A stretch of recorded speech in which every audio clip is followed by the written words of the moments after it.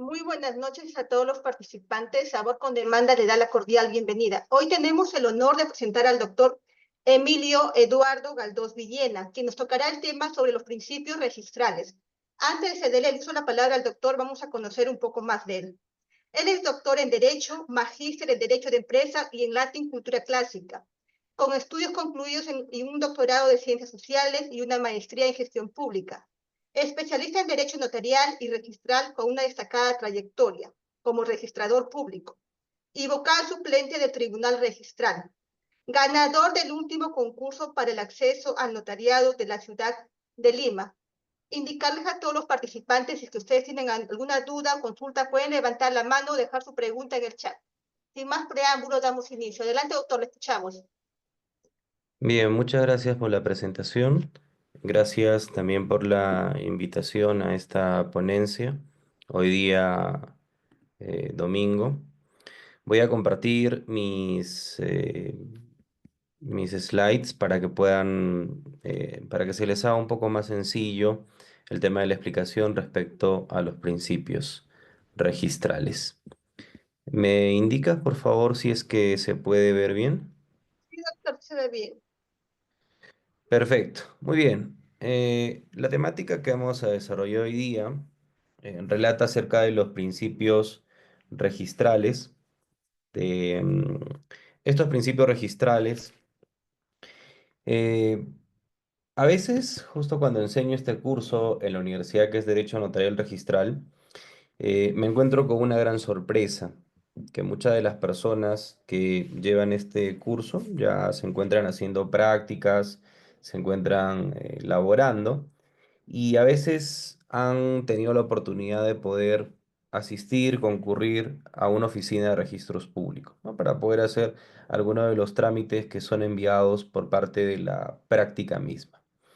Sin embargo, cuando nos enfrentamos al mundo registral, es un mundo, yo diría, casi aparte, porque este mundo del derecho, que muchos considerarían un derecho administrativo, por el contrario, es una suerte que fusiona entre dos ramas del derecho, que es el derecho civil y el derecho administrativo como tal. Y hay que entender que el derecho registral no es eminentemente administrativo, a pesar que quien lleva las riendas del manejo del mismo sistema registral es el órgano administrativo, en este caso la superintendencia, la SUNARP en este caso. Entonces, digamos, tiene ciertos elementos civiles y tiene ciertos elementos administrativos. ¿Y por qué digo esta premisa? ¿Por qué la menciono? ¿Qué relevancia tiene? Y es que nosotros vamos a encontrar los principios registrales tanto en el Código Civil. Ustedes saben que el Código Civil está compuesto por 10 libros, el Código vigente. Y estos 10 libros le han reservado un espacio importante a los registros públicos. Y en este caso, este libro de los registros públicos relata a la época de 1984 cómo es que estaba constituido el registro en cuanto a los registros existentes y las primeras normas que hablan acerca de este libro casualmente son los principios registrales. Y es que también, ya yendo a un tema administrativo, saliendo del EFER, el Código Civil, volvemos también a enfrentarnos con los principios registrales, ya no en el Código Civil, sino en una norma de inferior jerarquía, en este caso en un reglamento, que es el Reglamento General de los Registros Públicos. Entonces, estos principios, que son los pilares motores de lo que es el sistema registral, a veces son desconocidos. Es importante poder hacer como una suerte de introducción a los mismos y tal vez relatar alguna casuística para que pueda ser un poco mejor digerido, ¿no? Porque los principios, como cualquier principio del derecho, de cualquier rama, son un poco abstractos y a veces para poder entenderlos siempre es mejor verlos desde la óptica práctica. ¿Para qué? Para podernos familiarizar con los conceptos, con las precisiones que están establecidas en cada uno de estos principios. Bien, Entonces, habiendo señalado eso, una primera pregunta que siempre nos enfrentamos para poder entender, no solamente en el ámbito registral, sino también de manera genérica en el mundo del derecho y cualquier otra rama del derecho, es preguntarnos qué son los principios, ¿no? Y los principios, como bien ya mencioné, son un punto de partida, ¿de acuerdo? Normalmente los principios vamos a encontrar en normas que van a relatar el grueso de algunas ramas del derecho, se encuentran en los títulos preliminares o a inicio de las mismas. ¿Por qué? Porque estos principios van a dar las pautas generales, es decir, van a ser los pilares fundamentales de toda la regulación específica del derecho en el cual nosotros nos encontremos. Tenemos principios del derecho en el misma normativa más importante de nuestro Estado, que es la Constitución. Tenemos principios a lo largo del mismo Código Civil, tenemos principios en la ley tributaria, tenemos principios también generales en la Ley General del Procedimiento Administrativo, entre otros. Y también tenemos los principios registrales, ¿ya? Para poder entender cuál es la naturaleza de este término, el principio. Entonces, es un valor fundante, en principio. Es un valor fundante sobre el cual recae todo el sistema jurídico de la rama por la cual estemos analizando o si no estemos ejerciendo como tal. Bien, ahora, en cuanto al tema del relato de los principios, vamos a poder encontrar que en el Código Civil tenemos determinados nombres que se le da a los principios y a su vez esos nombres van a aparecer en lo que es el título preliminar del Reglamento General de los Registros Públicos. O sea, hay ciertos términos que van a cambiar ligeramente, pero el contenido es casi el mismo. Y digo casi porque tiene cierto tipo de redacción un poco diferente. En algunos casos coincide el nombre del principio y a su vez el contenido que está relatado en el principio. ¿De acuerdo? Eso lo voy a mencionar poco a poco para que podamos ir manejando este tema de los principios. ¿Bien? En primera vista, lo que tenemos en pantalla es una relación de los principios que vamos a encontrar en esta norma administrativa, que es el Reglamento General de los Registros Públicos. Y repito, se encuentran desarrollados en el título preliminar. ¿De acuerdo? Entonces, tenemos como primer principio el principio de publicidad material, luego tenemos el principio de publicidad formal, de ahí tenemos el principio de rogación, titulación auténtica, especialidad, legalidad, tracto sucesivo, legitimación, fe pública registral y las prioridades, ¿no? Que es con lo que cierra, prioridad preferente, prioridad excluyente. Aquí digamos, una gran barrera en la cual nos encontramos en principio es el tema de la nomenclatura que le da la norma. Verán ustedes que el relato mismo de lo que tenemos en pantalla puede ser un poco a veces eh, símil en cuanto al tema terminológico y en este caso nos puede llevar a la confusión. Porque vean, aquí de este relato entendemos que hay publicidades, publicidad material, publicidad formal, y a veces nos confunde los términos. De ahí tenemos legalidad y legitimación, también son muy similares y también nos puede llevar a la confusión. También tenemos el tema de las prioridades, prioridad preferente y excluyente. Y es justamente para poder dar cierto tipo de diferencias marcadas entre cada uno de estos principios para que no exista ningún tipo de confusión al caso. Lo vamos a relatar brevemente de qué trata cada uno. No, mis clases no me gusta que exista una suerte de memoria o memorización de términos o de conceptos, ¿no? La idea es entender a qué refiere cada uno de estos, ¿no? Muy bien, esta es básicamente la primer pantalla o la primera lectura que se nos aparece en la misma norma administrativa. Repito, que es el TUO del Reglamento General de los Registros Públicos. Bueno, principios registrales, conjunto de reglas, normas jurídicas que van a fundamentar, guiar y aparte son la base del sistema registral. Esta definición que ven en pantalla es una definición que la pueden aplicar para cualquier tipo de rama del derecho y cambiarle solamente ciertas palabras, ¿no? Podemos preguntarnos qué son los principios tributarios, por ejemplo, y también conjunto de reglas, normas jurídicas que fundamentan y guían, son la base del sistema tributario. Vean ustedes que este concepto pues, puede adaptarse a cualquier rama del derecho, porque solamente cambiamos cierto tipo de términos. ¿Y por qué pasa esto?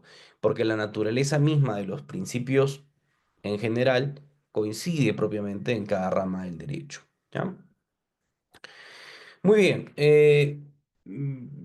Tengo cierta preocupación en que se esté viendo bien y en la medida que estoy avanzando con cada uno de los slides. Se ve, ¿no? Cuando bajo cada uno de los slides. Ya, perfecto. Ya, ahora, ¿cuál es el primer reto que nosotros tenemos para poder estudiar tanto la norma administrativa como la norma civil? Estamos hablando del Código Civil. Vean ustedes aquí en pantalla que tenemos también un listado de principios y ven ustedes si parecen los mismos, ¿no? Hagamos un pequeño paralelismo para poder entender que hay cierto tipo de diferencia en el Código Civil y también en el Reglamento General. Por ejemplo, en el orden que se nos presenta en el Código Civil, primer principio que tenemos es el principio de titulación auténtica, ¿eh? El principio de titulación auténtica. ¿Este principio está en el reglamento general? Sí, pero este principio se ve subsumido en dos principios, es decir, el relato de manera conjunta se entiende con el principio de rogación, ¿ya? Ahorita en frío solamente menciono nombres, pero luego vamos a explicar qué refiere cada uno de estos. Luego tenemos el principio de legalidad y rogación. Aquí el legislador en la norma ha entendido de que este principio va de la mano con el de rogación, o sea, legalidad con rogación. Acá el legislador, bueno, propiamente no es un legislador como tal, sino es el regulador, digamos, ha entendido que el principio de rogación va junto con el de titulación auténtica, más no con el de legalidad. Son pequeños detalles que de hecho cuando nosotros leemos la norma, el contenido de la norma, vamos a ver que, bueno, no hay mucha distancia, ¿no? ¿Cuál ha sido la naturaleza de pensamiento con uno y con otro? Tengas en cuenta que muchos de los principios que vemos aquí en pantalla preexisten pues desde tiempos muy remotos. Una de las normas positivizadas en nuestra legislación es el reglamento del registro de propiedad inmueble, que es el primer registro que aparece, y estamos hablando del gobierno de Andrés Avelino Cáceres, ¿no? Digamos, precisamente el año 1888 es cuando se da esta norma de la creación del registro de la propiedad inmueble, porque antes solamente era un registro, no eran varios registros como tenemos ahora. Ahora se llama la SUNAR, Superintendencia Nacional de los Registros Públicos, ¿no? Antes solamente era un solo registro. Bueno, entonces, pero sin embargo, las normas actuales, tenemos una norma del año 1984, Código Civil, y tenemos una norma del año 2012, que claro, jala la tradición registralista, en la cual también se relatan estos principios registrales. Tenemos aquí el principio de legitimación, también hay un principio de legitimación como tal en el reglamento general, pero hay que recalcar algo. Este principio de legitimación en el Código Civil, conjuntamente con el principio de buena fe pública registral, que también encontramos con un nombre muy parecido en el reglamento general, fueron dos principios pilares dentro de lo que era el aspecto de la seguridad jurídica.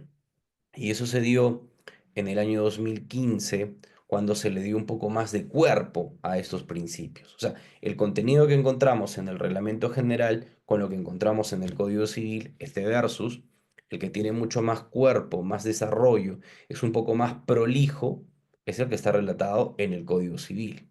Bien.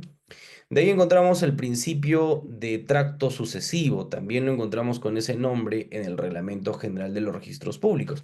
Esta norma de tracto sucesivo, muy importante, es un principio que tiene una larguísima data, ¿no? O sea, yo he leído, he tenido la oportunidad de poder leer el reglamento de 1888, justamente para poder resolver un caso en concreto, ¿no? Se estaba pidiendo una suerte de inscripción de un acto en el cual tenía que haber leído esa norma para poder entender cuál era el razonamiento del registrador en aquel momento, ¿no?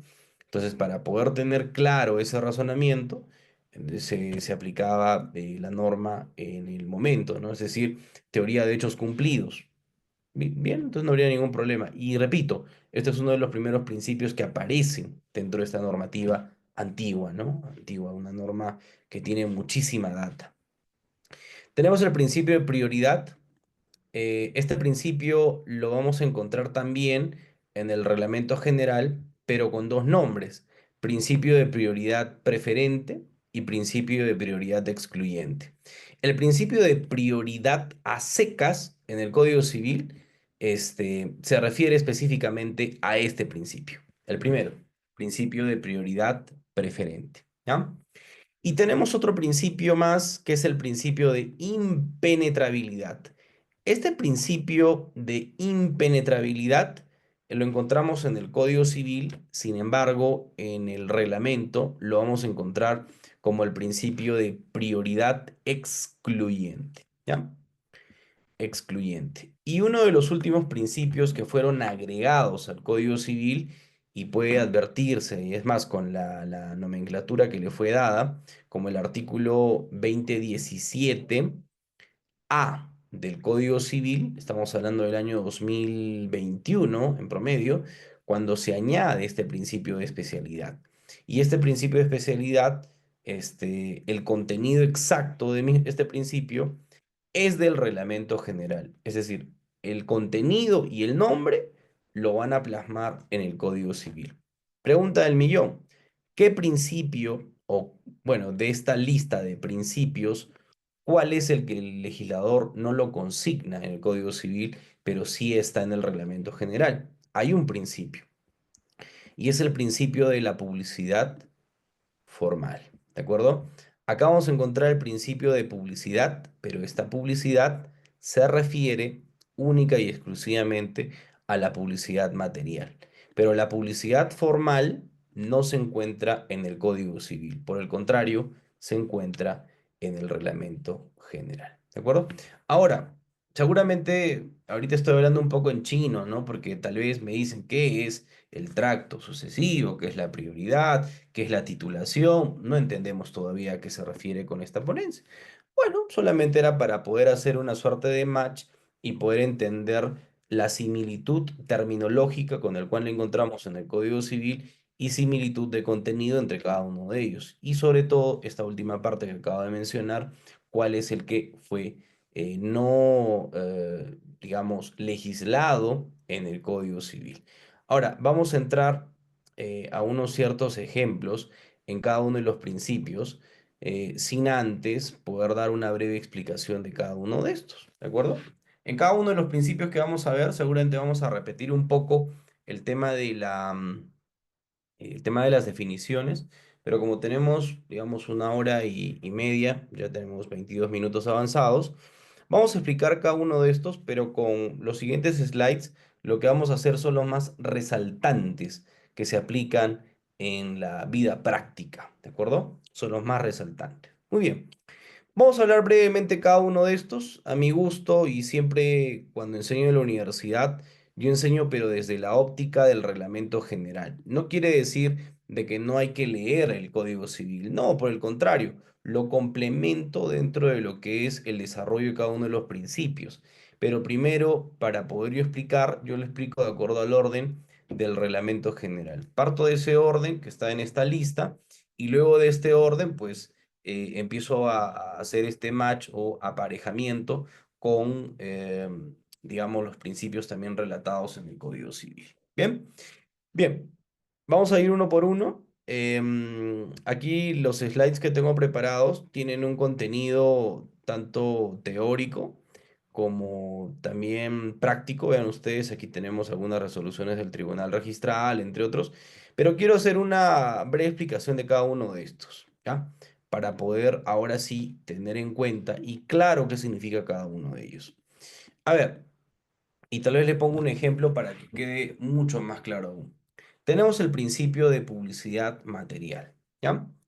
El registro público goza de una peculiaridad que no tienen otros entes administrativos, a excepción, y ahorita menciono cuál es, hay una cuestión excepcional que no significa que sea de exclusión, por el contrario, comparte una naturaleza similar. ¿A qué refiere la publicidad material? Cuando nosotros hablamos de publicidad, se nos puede venir a la mente, sobre todo las personas que no son abogados o los que recién están aprendiendo el tema del derecho registral, la publicidad se me viene a la mente algo que me va a poner en conocimiento, alguna cuestión, alguna situación, algún encargo, yo qué sé. Por ejemplo, yo estoy caminando por la calle y en la calle encuentro un letrero grande que dice, sin ánimos de hacer ningún tipo de propaganda, mejor no digo marcas, pero digamos que me dicen eh, pequeñas pizzas, ¿no? La marca, pequeñas pizzas. Es un cartel enorme del cual yo, cuando veo ese cartel, obviamente me indica que por acá venden pizzas. ¿Listo? Ah, por ahí va la publicidad. Y yo me pregunto por qué es que esto es importante en el derecho registral. Y vean ustedes que la publicidad está relacionado con una suerte de puesta en conocimiento. El registro público es, y siempre lo digo, es como una suerte de periódico mural donde hay determinados actos y derechos que se van a inscribir. Y en esta relación de actos y derechos que se van a inscribir, porque no todo puede inscribirse en registros públicos, es que, por ejemplo, vamos con el tema de una compra-venta.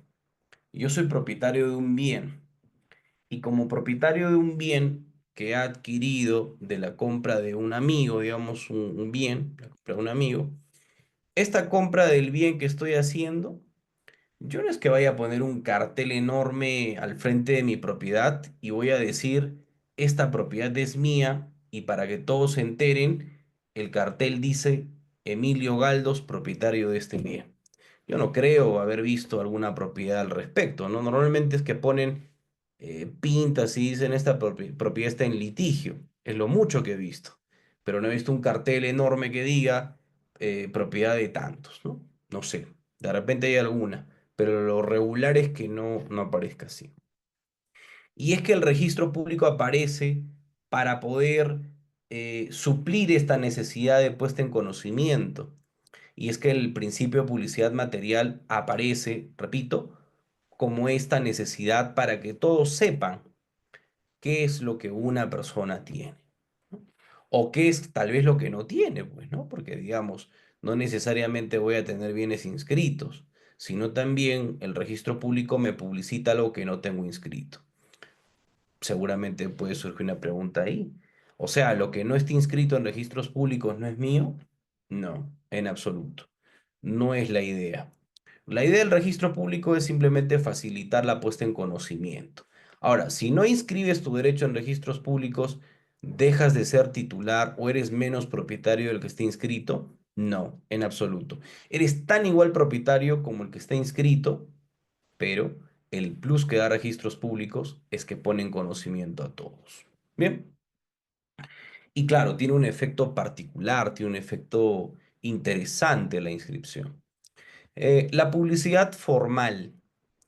Esta publicidad formal, digamos que es la herramienta que a mí me permite poder acceder al conocimiento que registros públicos me brinda. Ya hemos visto que por parte de la publicidad material, el registro público me dé el acceso, o mejor dicho, me pone en conocimiento lo que tiene y también lo que no tiene, ¿no? Pero la publicidad formal, por el contrario, la virtud que tiene esta publicidad es básicamente darme la facilidad de poder acceder a la información con la que cuenta el registro público. ¿A través de qué facilidad o de qué mecanismo yo puedo ingresar a poder conocer algo que tenga registros públicos? A través del ejercicio de la publicidad jurídica. Esta publicidad, digamos, yo necesito saber hoy día para poder hacer una compra-venta que la persona que me está vendiendo ese bien sea realmente el propietario inscrito. Entonces, mínimo ahí, básico, elemental, extraigo una copia de la partida registral, que la partida es un documento en el cual relata la historia del bien, por ejemplo, y ahí me dice quién es el propietario. ¿De acuerdo? Esa es una forma de poner en conocimiento determinada información que me es dada. Entonces, el principio de publicidad formal se complementa con el principio de publicidad material, en la medida de que la publicidad formal me facilita el acceso. Ahora, no quiere decir que el acceso a la información que tenga registros públicos goza de la gratuidad o se apareja al acceso a la información pública. En realidad no, porque registros públicos cobra tasas y esas tasas, al momento de pagarlas, yo puedo acceder a la información que tiene de registros públicos. Muy bien, ahí ha habido ciertos temas, por ejemplo, habeas datas que se presentaron al tema de registros públicos, indicando que limitaba o era una barrera, una suerte de barrera burocrática, el hecho de exigir altos costos para poder obtener información. Bueno, ahí hay un versus, como les digo, ¿no? Porque en realidad hay habeas data en el cual han dado puntos a favor a aquellas personas que han solicitado información, digamos, de registros públicos y que esta información en buena cuenta tiene un cierto tipo de costo, ¿no? Y que es elevado, sí. Pero en este caso las resoluciones no han sido vinculantes para registros públicos. Solamente es vinculante para el caso en concreto. Pero bueno, el que ya quiere presentar una vías data, libre de hacerlo, tiene todo un proceso por delante y a veces por sacar una información que algunas personas se ahorran, pues, ¿no? Y pagan y simplemente ahorran tiempo. Bueno, es un tema que lo dejamos ahí en bandeja porque ya colinda con el tema constitucional, ¿no? De los procesos constitucionales respecto, estamos hablando al del habeas data. Muy bien, el principio de rogación y titulación auténtica. Este principio de rogación creo que el mismo término nos llama a algo, ¿no? Rogación, un término un poco abstracto, pero ¿qué es rogación? Es sencillo, la raíz viene de rogar. Rogar es suplicar, solicitar, pedir, requerir registros públicos. Y cuando hablamos precisamente de la rogación, estamos hablando de la solicitud que yo dirijo a registros públicos para que se me emita algo. La finalidad del registro es la inscripción. Entonces, esa rogación es solicitar de que se me inscriba determinado acto o derecho del cual yo solicito mediante, vamos, mediante un instrumento público y este instrumento público normalmente es una escritura pública, es un parte judicial, es un parte administrativo, es una solicitud, una declaración jurada. Siempre depende de qué acto es el que nosotros estemos hablando. Siempre depende del caso en concreto, en principio. Y va de la mano con el principio de titulación auténtica justamente ello, porque yo te solicito algo, pero para que tú me des esa información, para que tú me puedas publicitar mi derecho, para que me puedas inscribir el acto o derecho del cual yo te estoy pidiendo, el registro público me dice, perfecto, tú me pides y yo también te pido. Entonces, yo le pido a registros públicos que me inscriba esto. Y en contrarrespuesta tenemos que el registro también me pide a mí. ¿Y qué es lo que me pide a mí? Me pide determinados documentos, me pide determinados instrumentos. Por defecto, la inscripción en registros públicos se hace a través de instrumentos públicos. O sea, para poder entender qué es un instrumento público, tenemos que ver la definición de instrumento público. En este caso, es cualquier documento que es otorgado ante una autoridad investida por el Estado o ante un notario público que valga decir que también es investido por el Estado. Entonces, ese es básicamente un instrumento público. Y la figura de la titulación auténtica se subsume en principio acerca de qué instrumento es el que voy a presentar. Hay excepciones, no necesariamente para inscribir necesito un instrumento público y ahí es donde nace la cláusula final de este principio, salvo normativa en contrario, ¿no? No dice salvo pacto en contrario, dice salvo normativa en contrario. O sea, es ahí lo que la norma tal vez me presente como una suerte de excepción. Otro principio que quiero relatar es el principio de especialidad. Este principio de especialidad es un principio que se relaciona con dos aspectos importantes que de repente va a generar un poco de confusión en este momento, pero es necesario poderlo mencionar. Hay algo que se llama el folio real, hay algo que se llama el folio personal y hay algo que se llama el folio causal. Lo que nos interesa en este caso solamente son el folio real y el folio personal. A ver, digamos, tengo una casa, ¿no? Como ejemplo. Y de esta casa registral, ¿cómo es que Registros Públicos identifica dónde se encuentra sentada la propiedad? La identifica en algo que a su vez le da una definición y que es la siguiente. Unidad de registro donde se van a manifestar los diferentes actos, derechos que van a ponerse en conocimiento de determinadas personas. ¿Y qué es esto? ¿Esta definición qué es? A eso se le conoce como partida electrónica. ¿Listo? Esta partida electrónica compone toda la información. Por ejemplo, yo me compro mi propiedad y para poderla haber comprado, digamos, tal vez el que me vende ya está inscrito, él aparece como titular, la propiedad tiene un gravamen, estamos hablando, por ejemplo, de una hipoteca, tiene un anticresis, me lo ha vendido él, pero a su vez se lo ha vendido otra persona. Entonces, vean ustedes que hay una serie de actos que están publicitados. Pero todos esos actos, para que no se genere un caos y que no sea desordenado, el registro lo que hace es compilar todos los actos relacionados a un bien y todo lo materializa en una sola partida registral. Entonces, a esa partida registral se le otorga un número y este número va a contener información valiosa que describe al bien, que indica quién es el titular o quiénes han sido los titulares, describe si es que hay cargas y gravámenes, describe si es que han sido levantadas las cargas y gravámenes y señala a su vez que de esta partida, que es especial, ¿por qué? Porque no se iguala a las otras partidas existentes, porque cada una específicamente se le otorga una partida a cada bien. Yo puedo mi bien desmembrarlo en dos y ya se me va a otorgar una partida por acá, ya se me va a otorgar una partida por acá. Entonces, la especialidad es por la especificación de cada bien o de cada persona jurídica o de cada persona natural. Y a cada uno de estos se le otorga una partida dependiendo de qué registro estemos hablando, ¿no? No solamente hablemos de predios, hablemos, por ejemplo, de empresas. El día de hoy yo creo una IRL. Al momento de crear una IRL, lo que me va a dar registro público cuando yo inscribo mi derecho, cuando inscribo mi escritura pública de constitución de IRL, el registro público lo primero que me va a ofrecer es un asiento registral y este asiento registral es el contenido resumido de la escritura pública y que a su vez está consignado con un número de partida. Entonces, en base a ese número de partida que me están dando y ese asiento, que es, digamos, un pequeño correlato de la escritura pública, a partir de eso se van a anexar diferentes páginas más sobre esa misma partida relacionada a la persona jurídica.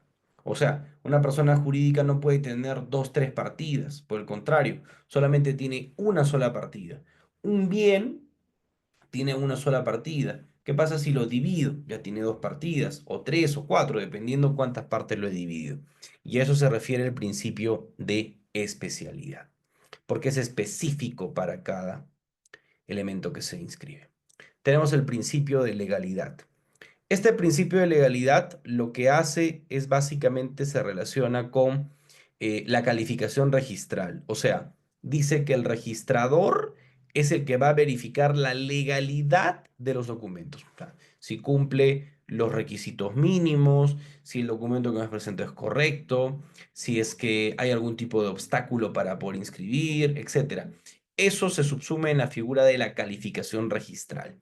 Vean ustedes que registros públicos, dentro de lo que es para el tema de las inscripciones, ya yendo al ámbito del derecho administrativo, el derecho administrativo tiene dos vertientes, una que es la de aprobación automática y la que es previa calificación, ¿no? Porque hay actos en los cuales yo solicito algo y se me otorga de inmediato. Por ejemplo, yo pido la copia de una resolución. Esa es una petición digamos, de acto inmediato, o sea, no tiene por qué pasar por una calificación. Yo solamente pago mi derecho, tienen que buscar en el legajo, en el archivo, encontrar el documento y se me entrega, o sea, no hay mayor ciencia al respecto, ¿no? Y en esta medida, la idea es que em, la idea de esto es, en principio, poder calificar determinados documentos, instrumentos que se me presentan. Hay un tema importante y bueno, yo como todavía funcionario de registros públicos, no puedo hacer una crítica profunda, pero hay una ley que va a entrar en vigencia en el día 3 de marzo del presente año, que estuvo un poco congelada desde el año 2018, y estamos hablando de la ley de garantía mobiliaria. Esta ley de garantía mobiliaria, bueno, como ya bien me presentaron, yo en unos meses, un par de meses, estoy asumiendo como notario público de la ciudad de Lima, específicamente el distrito de San Luis. No puedo hacer todavía una crítica em, muy profunda, pero sí superficial, en la medida de que a mi óptica, a mi humilde óptica o mi modo de ver, no me genera mucha seguridad jurídica el tema de la existencia de esta norma de la Ley de Garantía Mobiliaria, porque se pierde propiamente la esencia del registro, que es el tema de la calificación registral, que está relacionado con el tema del principio de legalidad. A mi parecer, lo único que va a hacer es un periódico mural indiscriminado que se va a publicar lo que sea y no hay ni el mínimo de calificación. Entonces, eso genera a futuro inseguridad jurídica.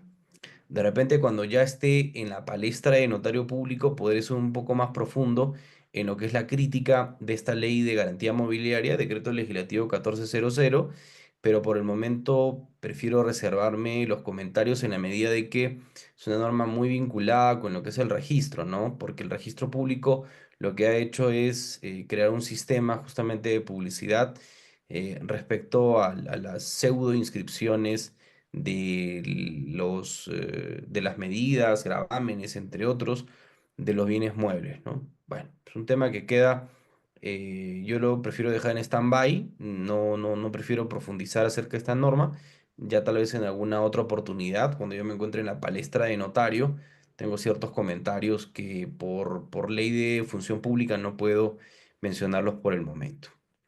Muy bien, sin embargo. Si vamos avanzando, otro de los principios es el principio de tracto sucesivo. Este principio de tracto sucesivo lo que tiene como importante es el tema de que tiene que haber siempre una secuencia, ¿no? Tiene que haber una secuencia lógica. O sea, si por ejemplo yo quiero inscribir una compra-venta de alguien que me ha transferido, pero el derecho de este no está inscrito, yo no voy a poder inscribirlo. Entonces ahí tiene que haber un tracto, una cadena, ¿no? Justamente el mismo nombre lo dice, los tractos.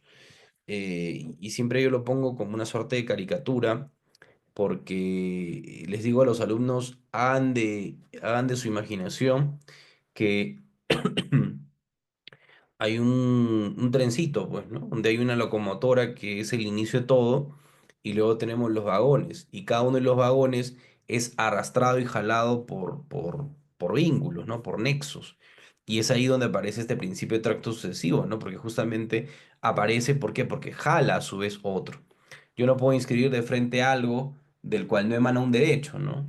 A menos que sea una resolución judicial, pero eso es como mandato reiterativo. Por ejemplo, ¿qué pasaría si yo soy propietario de un bien y mi propiedad, bueno, está inscrita a mi nombre y me traban una medida cautelar de embargo, ¿no? Las clásicas.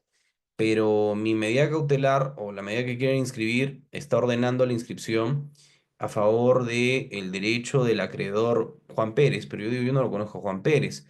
Sin embargo, ¿qué pasa? Que mi propiedad yo ya la había vendido, ¿no? Entonces, la otra persona que tiene el conflicto con X sabe que tiene una propiedad no inscrita a su nombre. Entonces, justamente ahí lo que quiere hacer es el tema del embargo y no se va a poder inscribir en la medida de que no se inscriba previamente la transferencia del deudor, ¿no? Pero bueno, eso es un tema ya que simplemente ejemplifica con la cuestión del tracto sucesivo. Em, no quiero entrar tampoco en detalles del séptimo pleno casatorio, que también habla del derecho no inscrito versus el tema del embargo, ¿no? Que claro, tiene relación con lo que acabo de mencionar, pero eso es para una clase de derecho civil. Bien, tenemos el principio de legitimación, que este principio de legitimación lo que hace, en principio, es poner dos pautas claras respecto a las inscripciones. Y dice, lo que nosotros tenemos en registros públicos tiene dos valores importantes. ¿Y cuáles son estos? Primer lado, que lo que yo estoy publicitando se presupone, ¿listo? Hay una presunción de exactitud y de validez. Ahora, no quiere decir que lo que esté publicitado en registros públicos es palabra de Dios, ¿no? Porque quienes llevan el registro son seres humanos. Entonces, como humanos, naturalmente siempre hay margen de error. Entonces, en esta medida, por ejemplo, si es que yo vendo un bien, o mejor dicho, hipoteco un bien, y el registrador, porque cometió un error, pone que el gravamen es de $50.000. Sin embargo, el gravamen, según la escritura pública, es de $500.000. Entonces, hubo un error y le faltó un cerito en plasmar en lo que es el asiento. Ahora, este tema de la legitimación, si yo saco una copia de la partida, se presupone que es válido lo que me dice la partida registral. El Código Civil añadió que también tenía que verificarse lo que era título archivado, ¿no? Y eso lo hizo en buen razonamiento.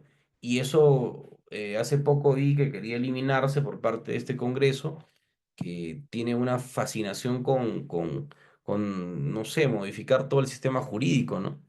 Hay muchas normas atentatorias y que también quieren vulnerar algunas normas del Código Civil, que la tradición jurídica pues están cambiando totalmente los paradigmas, ¿no?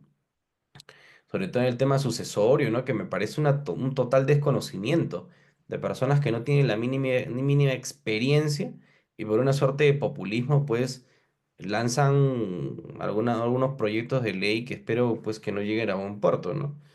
Porque un destacado civilista obviamente no va a dar pie a semejantes propuestas que hacen algunos de los congresistas, ¿no? Ahí tengo también críticas un poco fuertes con algunas normas.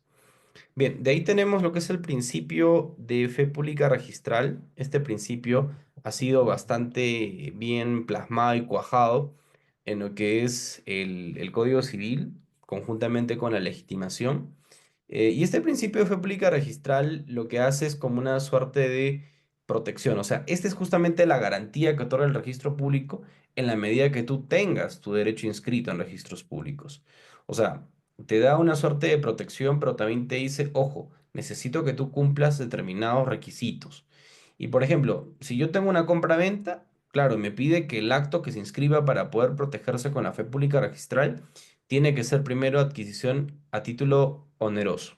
Un título gratuito no es protegido por parte de la fe pública registral, pero tiene que ser oneroso, por ejemplo. Además que no haya yo conocido algún error o inexactitud que me presente el registro. Quiere decir que sea pues efectivo. O sea, cuando yo saque la publicidad registral, saque la copia de un determinado bien, este bien que yo estoy sacando la copia, pues evidentemente no tenga esa información. Puede que sea algo extra registral o que esté fuera, pero simplemente no la tengo. Entonces me protege el principio de fe pública registral. Y lamentablemente este principio con el anterior, que es el de legitimación, se ha mal utilizado por muchos años. Y es así que se crearon bandas criminales como por ejemplo este Grupo Orellana y otros más, que se valían de esta protección que daba el registro para poder hacer y deshacer lo que ellos quisieran, pues no compras, ventas con escrituras falsas, con participación de personas que no eran, firmaban inclusive muertos, luego lo transferían, en fin, o sea, era todo un escándalo social. Y es que se hizo cierto tipo de parches, se dio determinadas normas, se trató de poner una llaga pues en una persona pues digamos reflejando el estado con una persona, una persona con cáncer terminal, querían curarlo poniéndole una curita, pues, ¿no? Pero bueno, y es así donde parcharon algunas normas de forma a veces un poco pensada, o sea, con poco expertise, entre otros. Lamentablemente hubo esta mala utilización de modificación normativa y luego nos presentan algunas normas que en su momento fueron inadecuadas, ¿no? Porque, por ejemplo, a los notarios públicos se les había restringido realizar actos de disposición o gravamen de personas naturales que no estuvieran de bienes que solamente estuvieran en su competencia. Eso es razonable si es que estamos hablando, por ejemplo, de un juez de paz, que se le da facultades para poder hacer actos de disposición. Bueno, en la fecha ya no, porque hubo una modificación en el año 2011-12. Solamente los jueces de paz letrado pueden hacer función de notarios, pero es casi difícil encontrar un juez de paz letrado que no haya notario. O sea, es un poco raro encontrar la competencia de un juez de paz letrado que haga funciones notariales al momento. Los hay todavía. Pero eso también fue otro escándalo que se presentó, ¿no? O sea, fueron varios problemas que han surgido realmente y se han mal utilizado los principios registrales precisamente para poder cometer actos como es el caso de el tráfico inmobiliario, ¿no? Se han ido adecuando las normas, se han ido modificando, se han ido generando mayores resguardos y actualmente una norma que, bueno, me parece que en principio es un poco excesiva, pero también reflejaba la realidad, es el hecho de la presentación exclusiva que se hace a través de los notarios públicos, ¿no? Todos los instrumentos públicos protocolares, por ejemplo, la presentación única y exclusivamente la hace el notario público. Y eso me parece un exceso, porque eso lo único que hace es, no sé si desincentivar el tráfico inmobiliario, porque no he visto una reducción del mismo, pero sí lo que hace es encarecer el sistema, ¿no? Pero, repito, son cierto tipo de salvavidas que se ponen ante esta problemática que se nos presenta, ¿no? Bueno, tenemos ahora los principios de prioridad preferente y prioridad excluyente.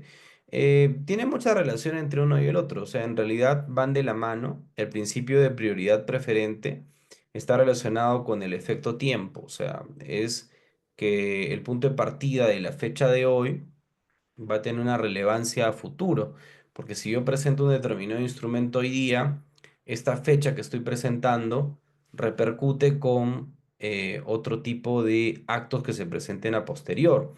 Y ahí es donde nace el principio de prioridad excluyente. O sea, si es que hay un versus entre dos títulos que se van a presentar, bien sea que se encuentren al momento de calificación a la par o que uno esté inscrito y el otro no, si son incompatibles, uno excluye al otro. ¿Y cuál es el elemento fundante aquí? El elemento tiempo. Ese elemento tiempo, ¿dónde lo encontramos? En el principio de prioridad preferente, que habla acerca de los efectos. Y este principio de prioridad preferente tiene una pauta muy importante, que es el tema tiempo, pero tiempo para poderlo entender claramente se refiere a lo que es no solamente día, mes y año, va mucho más allá. Va fracción de segundo, que es la unidad mínima de tiempo, de ahí tenemos el segundo, de ahí tenemos la hora y ahí hablamos de la fecha, ¿no? Que es día, mes y año.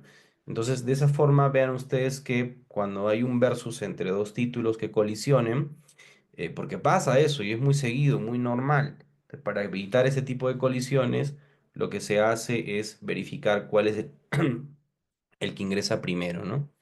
Así es. Bueno, ese es un relato, digamos, muy laxo de lo que son los principios registrales.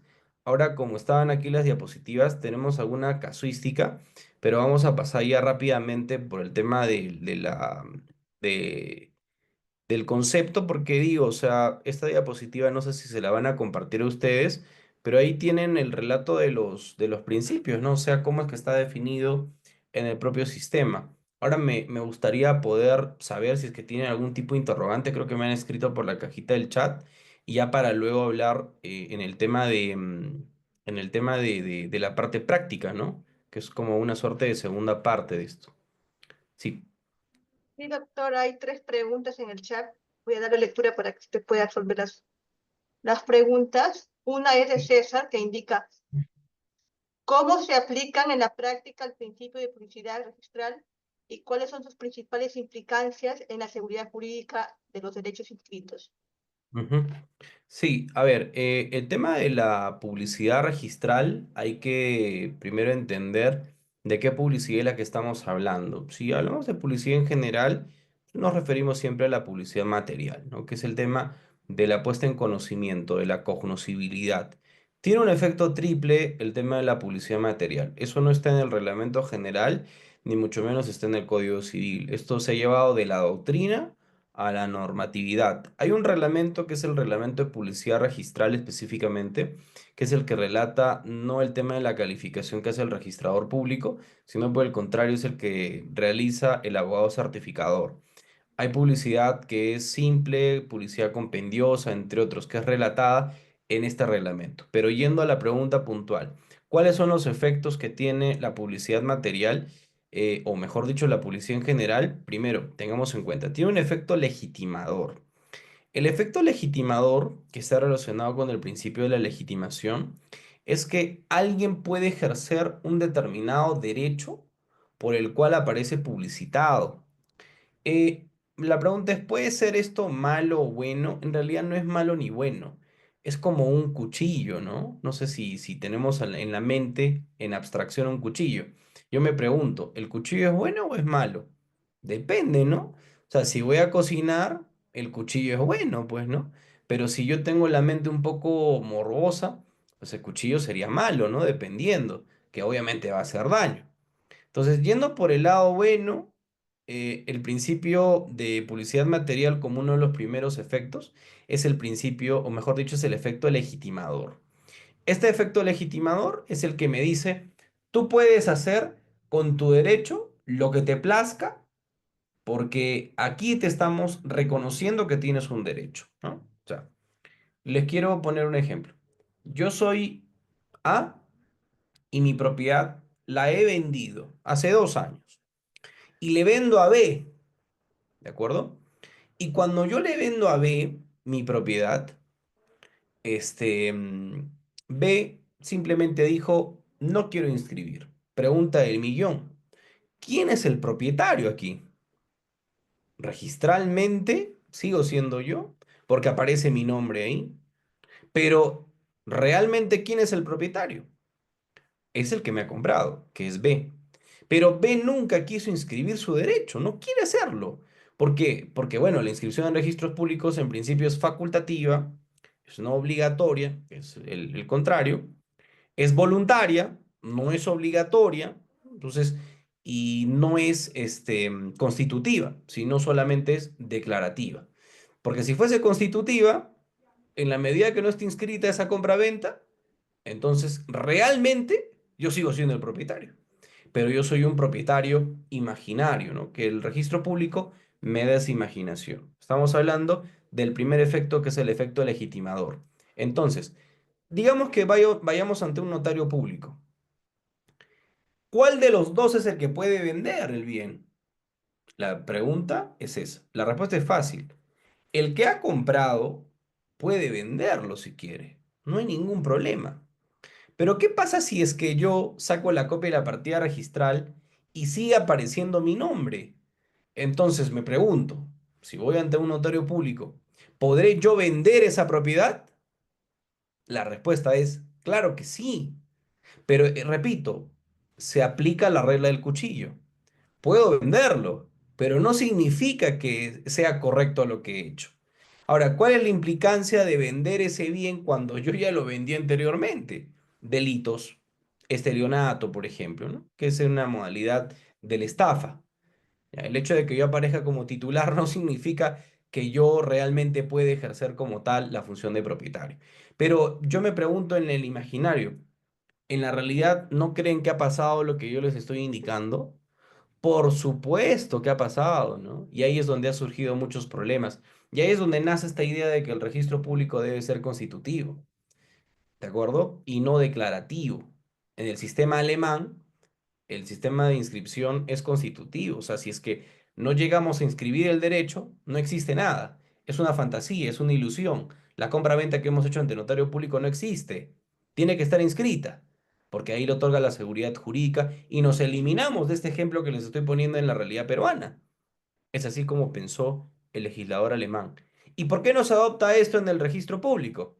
Porque claro, nuestra sociedad es una sociedad a veces un poco informal y lo que generaría esto al comienzo sería pues altos costos, poco tráfico inmobiliario, qué sé.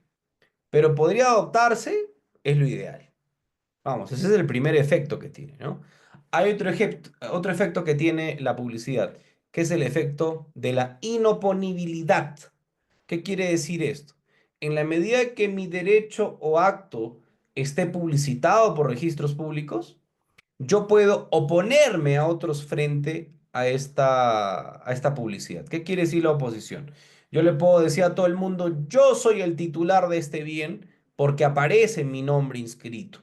Correcto. El contrario censo, si mi derecho no está inscrito, yo podré decir a todo el mundo que soy propietario del bien. No, porque no goza de este efecto erga omnes, porque no nos olvidemos que la adquisición que yo he hecho de este bien es una adquisición mediante un acto contractual. Entonces, ¿frente a quién yo me obligo? No frente a la sociedad, en teoría, sino me obligo frente al que me vendió, ¿no? Ese es un tema del efecto erga omnes, o mejor dicho, el de inoponibilidad le llama la norma, ¿no? Em, Eso es básicamente lo que nosotros podemos tener en cuenta respecto al tema de la publicidad registral. Y la seguridad jurídica, naturalmente, tiene un efecto muy importante en cuanto a la publicidad jurídica, ¿no? Porque en la medida de que yo tengo conocimiento de algo, ese conocimiento de algo, a su vez, se me traduce en ¿qué? En un manto de protección. Y eso obviamente va en concordancia, en armonía con el tema de la seguridad jurídica, ¿no? Porque no estoy en una isla con ojos tapados, por el contrario, tengo el conocimiento de, y ese es el efecto que tiene. Muy bien, Tenemos la segunda pregunta, doctor, es de Rosario Varas, que nos consulta. ¿Cómo se aplica el principio de especialidad en la inscripción de predios cuando existen superposiciones de áreas o imprecisiones en delimitación, georreferencia de los bienes inscritos? perfecto. A ver, eso es algo muy interesante y siempre me gusta tocar el caso alemán, ¿no? En el caso alemán, uno de los pilares fundamentales también de los cuales tienen un sistema, yo diría uno de los más, más y mejor elaborados del mundo, es porque ellos han desarrollado su sistema catastral de manera prolija. O sea, el sistema catastral alemán y otros países más, a ellos les ha nacido la necesidad de poder catastrar todo, ¿no? Aquí en el Perú no tenemos esa suerte. Cuando nace el registro, eh, en el año 1888, o sea, era el año el que nace formalmente el registro de la propiedad inmueble, porque anteriormente había otro tipo de registros, que el registro de hipotecas, el registro de capellanías, entre otros, pero que estaban a cargo de un órgano municipal, no estaban a cargo de un órgano nacional o regional en aquel momento, como era el de un registro de la propiedad. O sea, lo que interesaba no era tanto quién era el titular, sino lo que interesaba era identificar quién es el encargado de pagar los tributos, ¿no? Y es lo que las municipalidades a lo largo de la historia han heredado y hay un catastro que utilizan las municipalidades precisamente para el tema tributario, ¿no? O sea, tienen como una suerte de croquis que se ha ido puliendo a lo largo del tiempo y ya se encuentra un poco mejor manejado. En Lima han hecho levantamiento de catastro las municipalidades, hay algunas municipalidades que lo han hecho bien. Por ejemplo, yo soy de Arequipa. En Arequipa no tenemos eso, ¿no? Es poco común escuchar un sistema catastrado así prolijo. Y estos problemas de hecho, el registro es el que ha adoptado, o sea, él es el que ha recibido a su vez, ¿no? Tengas en cuenta que los reglamentos iniciales del mismo registros públicos no señalaba, por ejemplo, la presentación de un plano, la presentación de memoria descriptiva, solamente se inscribía a veces con escrituras públicas en las cuales ni siquiera decía metros cuadrados, tenían unidades métricas diferentes, como por ejemplo el tema de varas cuadradas, ¿no? Varas cuadradas, en el tema rústico tenían otro tipo de nomenclatura, leguas inclusive he llegado a leer, y que muchas veces la ubicación del bien es que se encontraba al costado con la casa de Rosales Jiménez, con la casa de María Gómez, y por la parte de atrás con Susana Jiménez, no sé, me estoy inventando nombres, ¿eh? Y a veces ni siquiera se colocaba el tema de la ubicación exacta, ¿no? O sea, que tenga una distancia con la esquina más próxima o por lo pronto no se presentaba documentación técnica. Y para poder inscribir los bienes solamente bastaba con el instrumento público de adquisición que estamos hablando en la compra-venta. Ojo que esta es una, en el caso de las primeras inscripciones. Y es ahí donde nacen estos problemas respecto a las superposiciones. Em, Superposiciones siempre se van a encontrar, ¿no? O sea, es algo que el registro entiende y sabe que hay superposiciones gráficas. O sea, en la realidad práctica no existe superposición. O sea, ¿por qué un bien no puede estar encima de otro? Pues es imposible, es materialmente imposible. Pero sí en la gráfica, sí se encuentran superposiciones que están de forma gráfica. Ahora, el principio de especialidad se encuentra vulnerado con ello. En realidad no, pero el detalle está en que cuando existe esta colisión, hay un tema de procedimientos para poder hacer la delimitación correcta, ¿no? El reglamento general nos presenta dos alternativas. Va a depender si es que la vulneración se trata por una preexistencia de una partida con símiles datos, porque a veces hay duplicidad de partidas, y hay otras que son cuando, digamos, son predios colindantes que tiene cada uno su partida y nos damos cuenta que hay una superposición gráfica porque, bueno, hicimos una búsqueda catastral o algo parecido para poder hacer una suerte de saneamiento o una independización. Y cuando hay una partida que es la menos antigua, es la que sufre el efecto, ¿no? Es la que se va a reducir, tal vez, si es que hay superposición, o es la que se va a afectar, porque la más antigua es la que prevalece. Es lo que dice la norma, es lo que dice el papel, pero a veces yo le comento, y eso también para que puedan tener en cuenta, yo conocí un caso en Arequipa, bien, de una propiedad que estaba en el centro. Normalmente las que están en el centro histórico de Arequipa son las que tienen esta problemática de las superposiciones, porque ya las que están en alrededores, que son básicamente urbanizaciones, es poco común que lo haya, ¿no? Porque como Arequipa fue creciendo, cada uno de estos lugares ya tenía la georreferencia utilizando ya determinadas coordenadas. Porque también hay dos sistemas de coordenadas que a su vez si aplico uno y luego otro, por ejemplo con un predio vecino, también puede generar superposiciones, ¿no? Por un tema de tema de coordenadas, un tema de cálculo de coordenadas. Pero normalmente esto pasa, por ejemplo, en el centro histórico, porque hay muchas propiedades inscritas y como tienen antigüedades, por ejemplo, estamos hablando, eh, ¿qué será? Casi de la época colonial, ¿no? Inscripciones que fueron adjudicadas por el virrey, pongamos, porque las hay, existen. Pero en aquel momento no existía un registro público como tal, pero ya se regulariza la inscripción. Entonces hay determinadas escrituras públicas que tienen una data, digamos, del año 1600 y que ha habido tracto sucesivo y se inscribe todo, pues, ¿no? Entonces se inscribió y luego el vecino quiere independizar y al momento de presentar planos ve que su predio en la gráfica está encima o el otro predio está encima del suyo.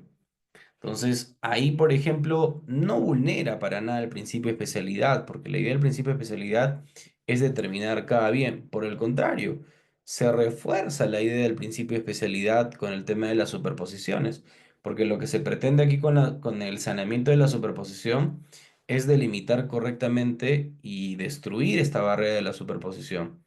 Repito, hay varios caminos, ¿no? O sea, o bien se puede reducir el bien, o bien lo que puede pasar es que simplemente no lo reducimos y la vía administrativa, que es el primer canal para poder sanear ello, no lo hacemos. Y nos vamos a una vía judicial, que es la normalidad de los casos, ¿no? Y en la vía judicial es bien pesado, porque ahí ya se aplica, por ejemplo, peritajes, entre otros. Y a veces el tema de los peritajes también es otra historia, ¿no?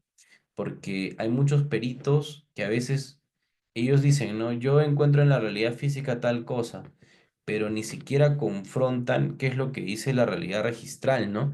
Que también eso es un versus muy importante que lamentablemente no se suele dar en el tiempo. Bueno, son temas ahí a tener en cuenta, pero no colisiona con el principio de especialidad, por el contrario, refuerza la idea del principio de especialidad, ¿no?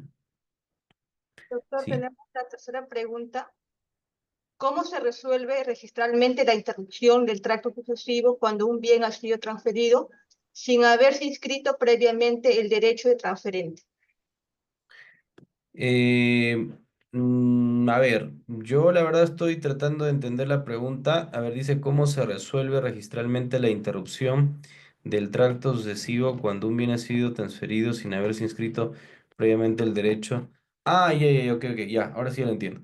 Em, Había algo que se llama el tracto abreviado, ¿no? Es un tema bastante simpático. Este tracto abreviado, cuando por ejemplo yo transfiero un determinado bien y luego se transfiere a otro y este otro a otro y este otro a otro, en una sola presentación, de manera acumulativa, se pueden presentar todas las escrituras, por ejemplo, de manera acumulativa y en un solo trámite se puede inscribir, ¿no? Cosa diferente, no sé si por ahí va el espíritu de la pregunta, va de repente con mis ejemplos que tal vez puedo complementarlo un poco, que es en el caso de que yo sea A, lo venda a B, y luego A lo vuelve a vender, pero ahora a C, y C transfiere a D, D a F, etcétera. ¿Y qué pasó con esta venta, no? ¿Se va a poder inscribir? La respuesta es no. ¿Por qué? Porque ya existen terceros afectados. ¿Y cuál es el primer tercer afectado? C, que es el que nuevamente adquiere, pero de mí, pues no que yo le estoy vendiendo. Hay un temita ahí muy simpático del tracto sucesivo que también se los puedo comentar, que a veces no se entiende muy claro, y es el tema de los causantes, ¿no? ¿Qué pasa si yo le vendo mi propiedad a B? Vamos con esos ejemplos simples porque así podemos no hacernos un mundo, unas bolas, vamos, no hacernos bolas, mejor dicho, para poder no entender esto. Yo le vendo a B, ¿no? Yo soy A y le vendo a B, perfecto. Y yo fallezco y B nunca lo inscribió, ¿no? Yo fallezco, muero, ¿no? Y mis herederos, llámese mis hijos, me hacen una sucesión intestada. Y al momento de hacerme una sucesión intestada, hacen una búsqueda en registros públicos y esta búsqueda que hacen encuentran que yo sigo siendo propietario de un bien. Entonces, hay un acto que se llama transferencia por sucesión intestada. O sea, mi derecho se puede todavía trasladar a mis herederos. Claro, sí, obviamente, porque no hay obstáculo. B nunca presentó su compra-venta, por ende, el que sigue apareciendo como titular registral soy em, yo. Entonces, como tengo herederos, se inscribe el derecho de los herederos y la pregunta es, ¿y ahora qué hago con esta compraventa de B, no? Aquí es muy sencillo el tema. B puede presentar a registros públicos la compraventa y con esa idea matar la adquisición de los herederos. ¿Por qué? Porque los herederos simplemente han subrogado la calidad del causante. O sea, el causante lo que haya hecho no tiene por qué afectar a ese adquiriente porque los herederos simplemente subrogan, reemplazan, sigue siendo la misma calidad. Pero ¿qué pasaría si estos herederos astutamente lo venden a otro o lo donan o lo que fuere? Al que yo le vendí en vida, ¿podrá inscribir su derecho ahora? La regla es que simplemente no puedo, porque ya estaría afectando a terceros. Pero al heredero yo le puedo llamar tercero, no. Y es por eso que yo podría presentar mi compraventa. Pero cuando mis herederos ya lo transfirieron, ya no se puede hacer nada. Registralmente, aclaro el tema. Civil, penalmente, es otra historia, ¿no? Claro, ahí se tiene que hacer ya en la vía judicial correspondiente. Y naturalmente sí puedo tener cierto tipo de resultado. Muy bien. Doctor, por el momento que tenemos. Perdón, no te escuché, Emily. Son las preguntas que tenemos por el momento, doctor. Continúe, Diego. Ah, ya, en realidad están quedando ya unos ciertos minutitos. De repente vamos a tocar alguna de las resoluciones más trascendentes, ¿te parece? Y con eso ya cerramos esta pequeña disertación. A ver, ¿cuál es la que más me interesa? O bueno, no es que más me interese, sino la que más llama la atención. A ver, acá hay un tema perfecto. Muy bien. Hay un versus que se nos presenta respecto al tema de la especialidad, ¿ya? Y es importante porque lo han hecho en las preguntas, que es el tema del principio de la especialidad. A ver, em, y se nos viene la pregunta siguiente. ¿Puede existir colisión entre principios registrales? Y la respuesta es sí, sí lo hay muchas veces, ¿no? Porque a veces la realidad supera a la ficción jurídica, porque la idea es que no colisionen, la idea es que se apliquen en armonía las normas. Sin embargo, sí colisionan. ¿Y cómo así podemos encontrar esta colisión? Y es uno de los temas que he entrado justamente en debate en algún momento, es la colisión entre el principio de especialidad con el principio de legitimación. ¿Y cómo así? A ver, eh, como les decía, la legitimación, una de las cuestiones que se nos presenta es que lo que el registro público va a dar a conocer es lo correcto y lo válido. O sea, es una presunción de exactitud y validez, que es lo que dice la misma norma. Sin embargo, en este escenario de la exactitud y la validez, hay otro principio que es el principio de la especialidad. Y en este principio de la especialidad, nosotros entendemos que es por cada bien o persona jurídica se van a crear partidas registrales diferentes. Si yo tengo una casa, mi casa tiene que tener una partida registral. Si mi casa yo la divido, tiene dos partidas registrales, independientes cada una de ellas. Pero ¿qué es lo que pasa normalmente? Bueno, no normalmente, sino que esto es un tema excepcional, pero pasó, pasa y hay muchos casos. Por una mala praxis o una mala técnica registral, el, en una partida registral a veces se han encontrado más de un bien registrado. Y la pregunta es, ¿eso es correcto? La respuesta es no, porque cada bien debería tener su propia partida registral. Y es ahí que no se puede concebir que hayan dos o más bienes en una partida registral. Sin embargo, lo hay, ¿ah? Y es ahí donde nace este versus entre estos dos principios, que es el principio de publicidad material y perdón, el principio de legitimación y el principio de especialidad. Quiero materializarle un ejemplo, ¿ya? Que para poderlo entender. A ver, eh, una casita, una casita de un piso, vamos, de un piso, y esto es un caso que me tocó en el tribunal registral.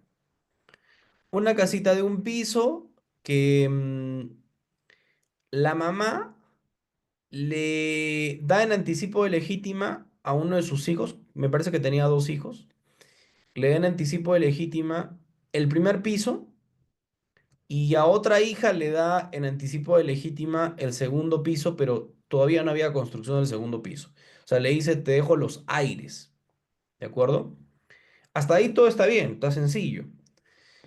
Registralmente para poder inscribir esto, ¿yo qué necesito? Bueno, para poder inscribir esto, en principio tengo que identificar el bien. Veo yo la partida registral y digamos que el bien puede que tenga una declaratoria de fábrica, que significa que es la declaración de la construcción, pero para poder inscribir en la escritura pública de que solamente te dejo el primer piso y me reservo los aires para otra persona, ahí, por ejemplo, es un tema el cual no va a poder prosperar la inscripción precisamente por el principio de especialidad. Porque ahí lo que se le dice al administrado es, oye, ¿sabes qué?